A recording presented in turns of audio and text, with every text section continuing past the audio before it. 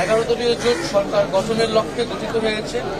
আমরা মনে করছি আমরা সরকার গঠনের দ্বারপ্রান্তে রয়েছি। ফলে সেই লক্ষ্য, সেই আত্মবিশ্বাস নিয়ে আমরা কাজ করছি। ইনশাআল্লাহ যদি ভোট সুষ্ঠু হয়, জনগণ নির্বিঘ্নে ভোট দিতে আসে, ব্যাপকভাবে উপস্থিতি নিশ্চিত করাটাই আমাদের এই মুহূর্তে প্রধান লক্ষ্য।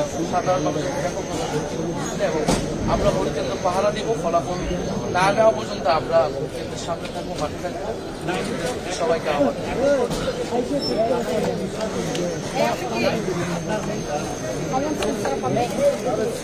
অবশ্যই আমরা জনরায়কে মেনে নিব। নির্বাচন সুষ্ঠু হলে, আমি গতকাল রাতেও বলেছি, এখানে নির্বাচন সুষ্ঠু হওয়ার অনেকগুলো ক্রাইটেরিয়া রয়েছে। আমি বললাম, আরেক দল বললো, তার মুখের কথা সুষ্ঠু বা নির্বাচন ভুলভুল হয়ে যাবে না।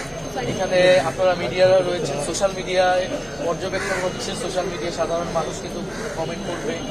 প্রচুর বিদেশি পর্যবেক্ষকরা এবার কিন্তু এসেছে ব্যাপকভাবে, প্রচুর আন্তর্জাতিক মিডিয়া রয়েছে।